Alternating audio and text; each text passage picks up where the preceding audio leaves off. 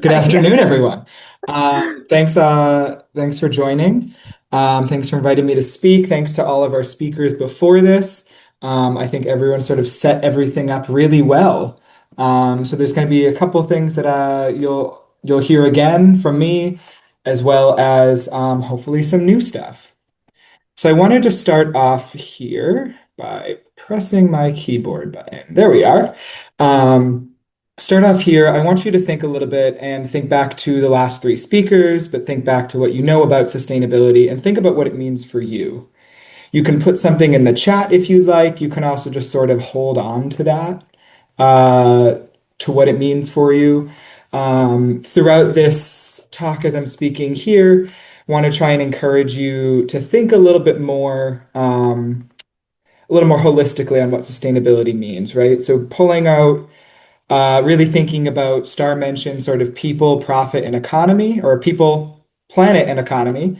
Really thinking about how, maybe there's another aspect that you hadn't thought about that's not just about environmental sustainability, but trying to think about some different ways to think about it.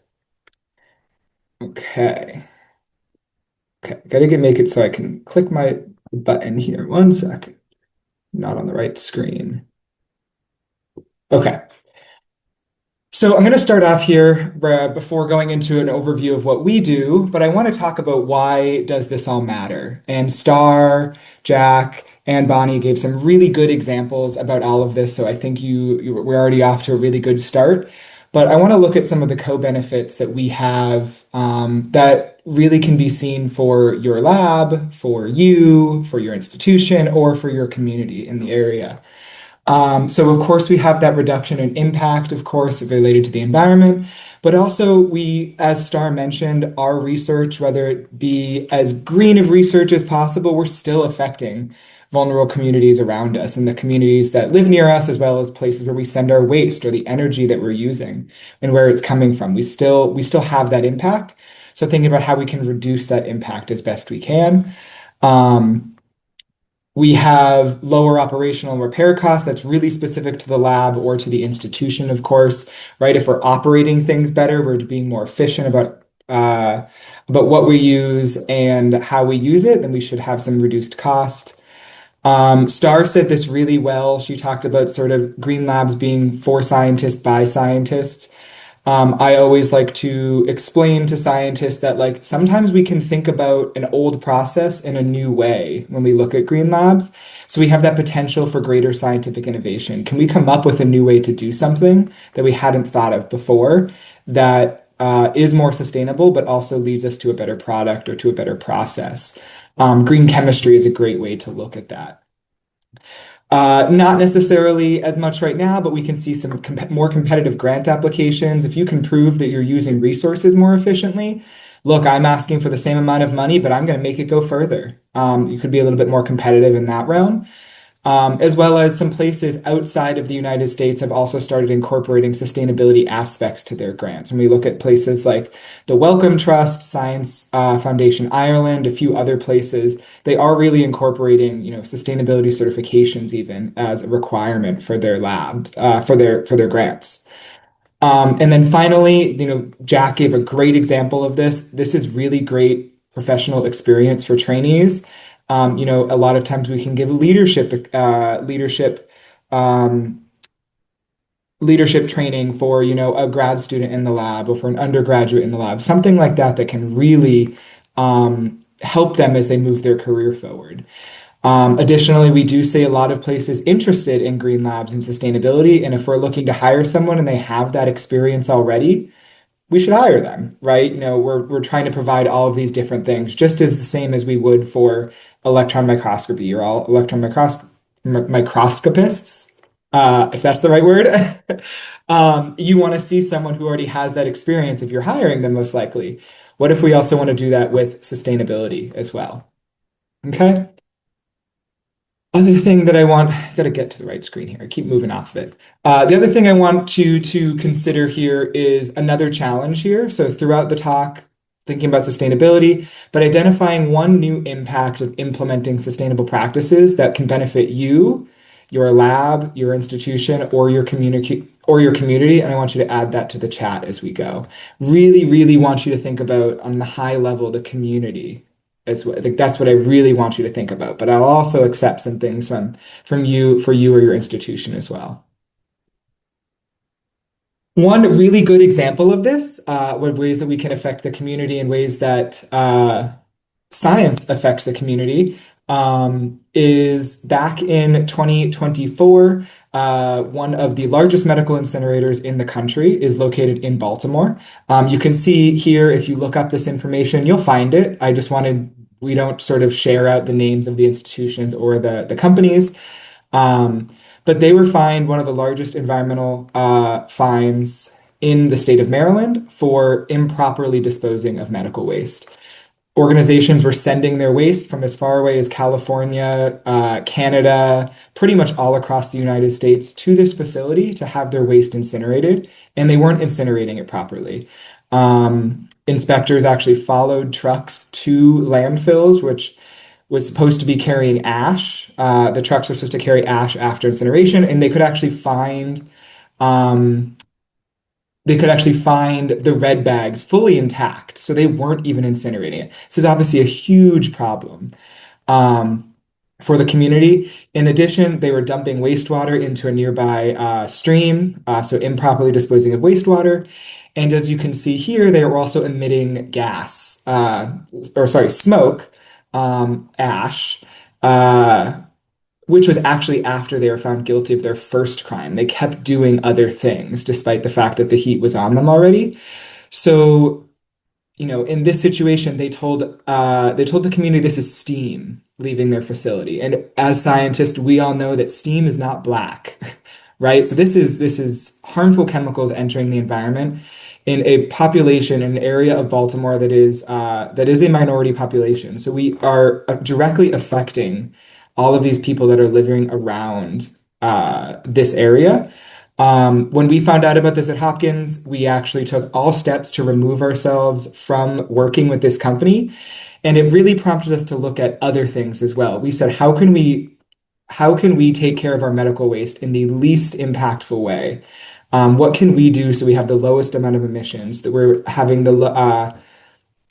as little impact on the community as possible? And we switched over to other methods, such as like autoclaving, which is a little bit better, and ozone shredding, which involves the process of just like shredding your material and sending it through liquid, I think, gaseous, I can't remember, sending it through ozone, which decontaminates it with pretty much no emissions. It's much, much, much better. So, this is just something that you can do if you're at an institution, you have the ability to look and see where your medical waste is being sent. If it's being sent to Baltimore, it's probably being sent here.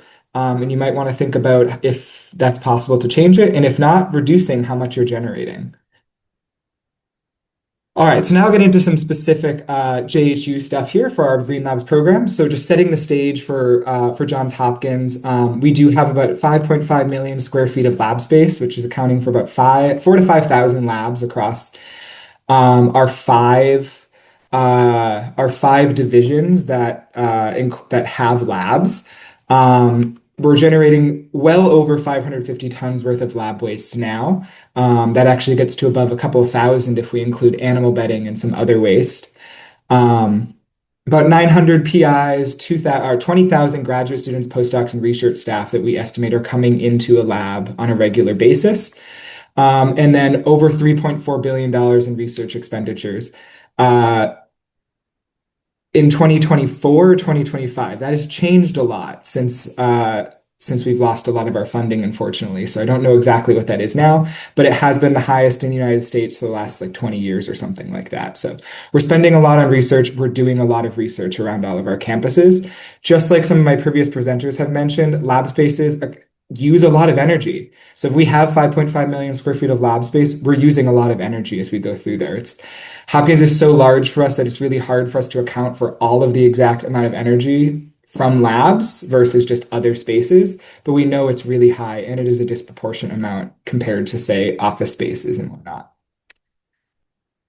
Our Green Labs program, you can see we try to encompass various aspects and hit on various parts of sort of the research world. to allow for different entry points for people. So, of course, we're looking at behavior change. How can people just sort of change their small behaviors regularly to improve what they're doing? Procurement, Star talked a lot about procurement, so I won't go too much into there, but we know that we can do things to buy better products and ensure that we're not, um, and ensure that we're reducing what we purchase, really purchasing smart. Infrastructure, of course, we have to have good buildings and energy efficient buildings is a great place to start. But we also need to operate them well, which is where behavior change comes in and culture comes in. Curriculum, we haven't done too much with in the Green Labs program. We really rely heavily on our departments to incorporate sort of Green Lab practices, or say like green chemistry is incorporated by the chemistry department. We really rely on them to do that, but it is something that we engage with. Policy, we're really working right now to create policies that can be sort of overarching. So, for example, right now we're working on a policy about which freezers people are able to buy. So, only being able to purchase energy efficient freezers versus just any freezer that they'd like to ensure that we have the best and most efficient freezers coming in. And then finally, of course, culture. If we can change our culture, we can really change a lot of these habits and make it better. One of the things that I talk to my labs about when I present with them is you can see that I have that word support bolded in my goal. That is our biggest thing. We are looking to support labs, to support scientists in the work that they are doing. We are not here to say, don't do this or you can't do this. We're there for you to think about, be open-minded and think about a different way to do something. So we really want to help you create that culture in a way that is going to drive it forward and in a way that you're going to accept it, right? We're not trying to just make mandatory changes that you're not going to want to do and are just not going to do behind the scenes.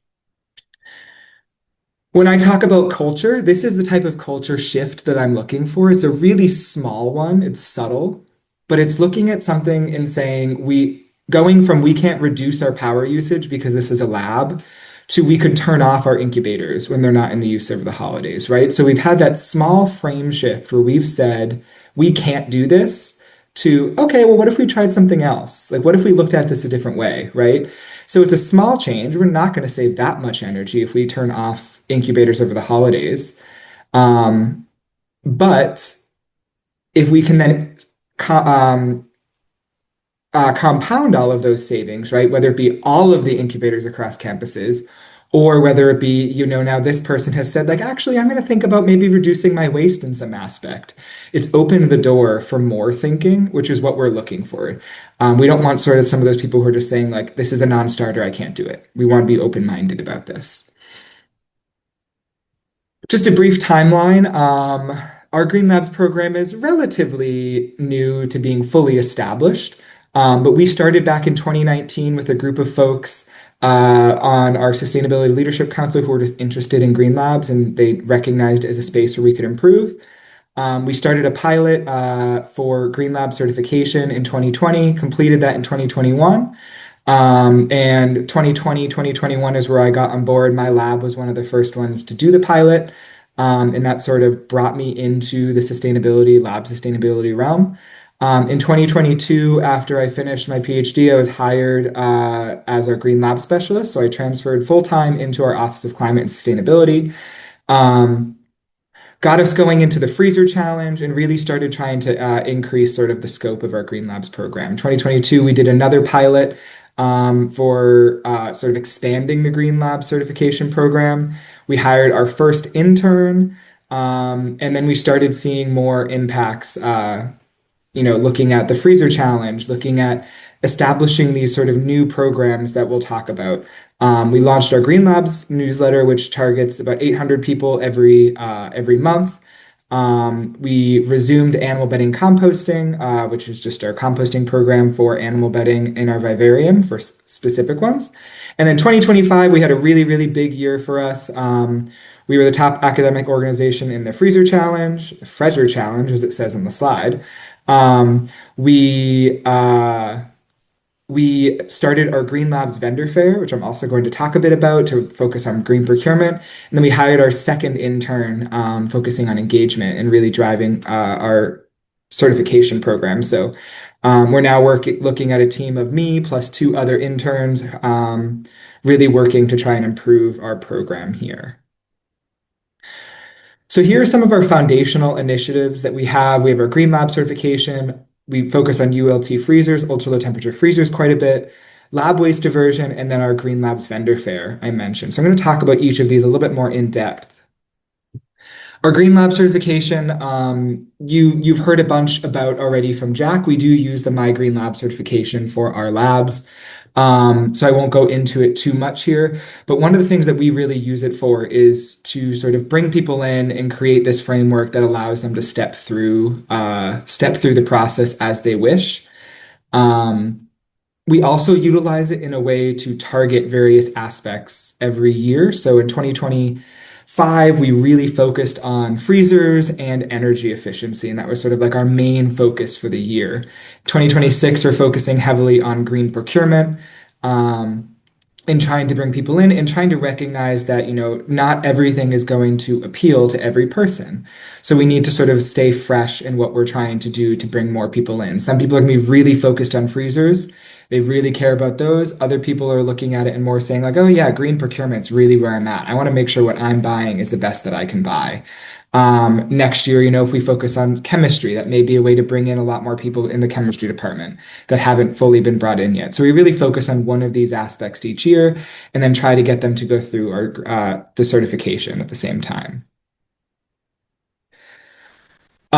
The freezer challenge has also been mentioned previously, so I don't need to say too much about it, but it's really one of the things that we use as the easiest way to engage folks because it's things that so many people are doing already.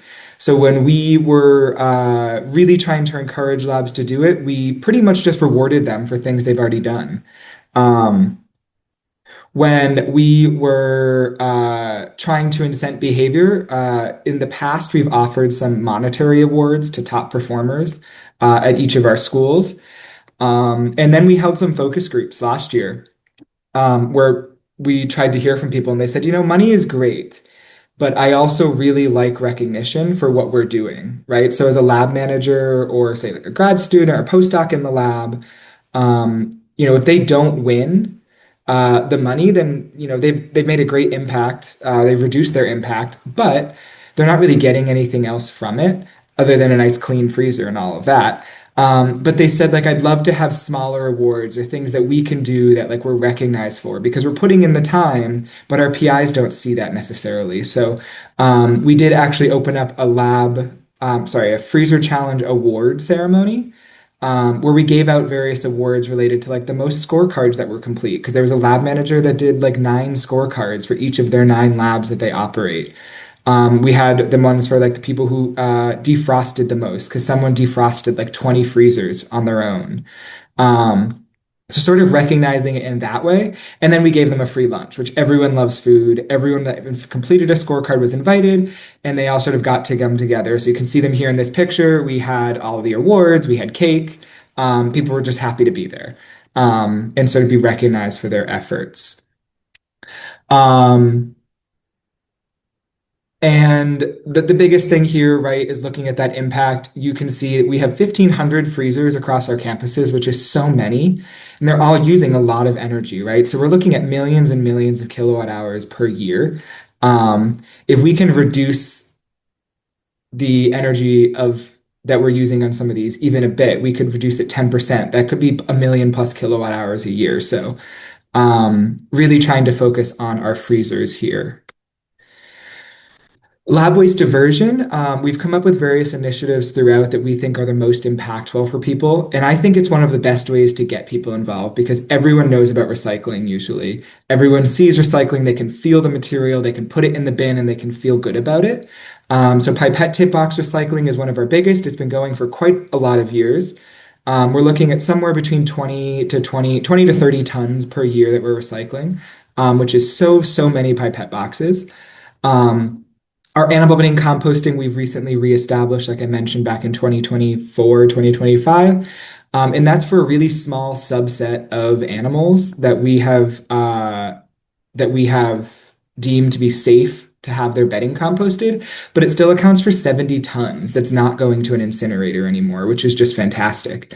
And then finally, last year we started our JHU supply swap based off of some other universities that have been doing this, like University of Michigan, University of Alabama, I believe, and UT Austin. Um, and within just two swaps so far, we've already, in 1 year, we've saved over $100,000 conservatively that we have said is being sent to other locations, right? So this is pretty much people donate their supplies that they don't use. We hold a day that people come in, they shop through, and then they take home anything they want for free. So 100,000 plus dollars there have been swapped around.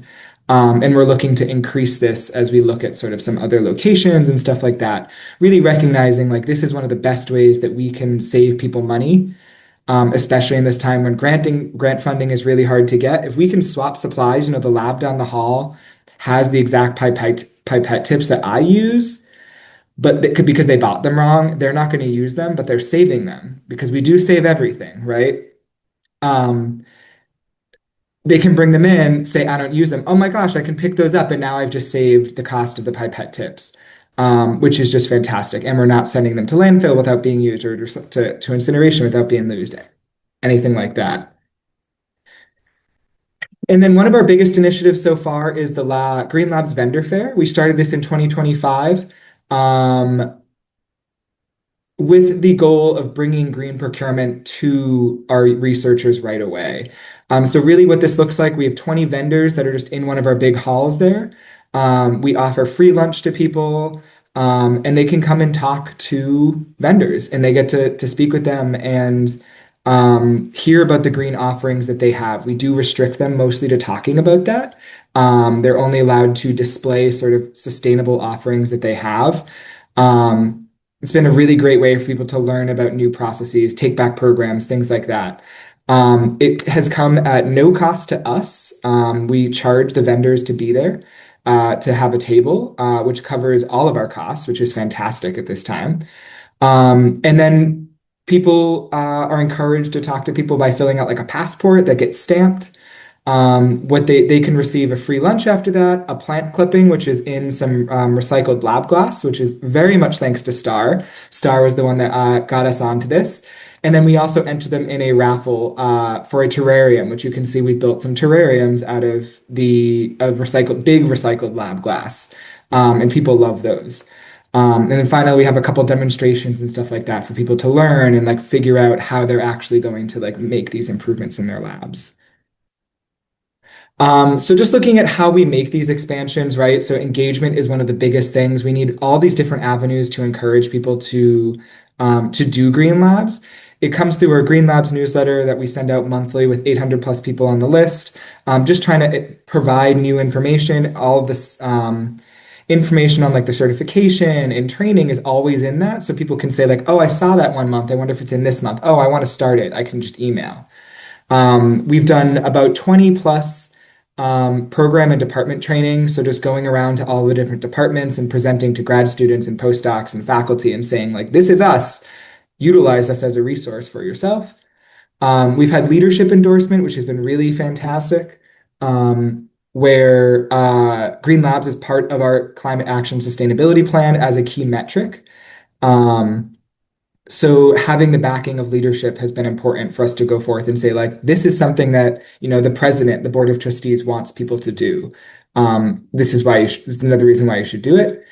And then finally, really looking at campus champions. We have too many different campuses and many different departments that I can go around to all the specific spaces. I can't get buy-in by just going up to, the biophysics department and saying, try this.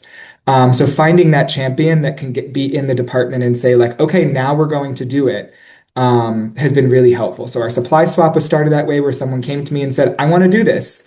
And I said, great, let's give it a shot.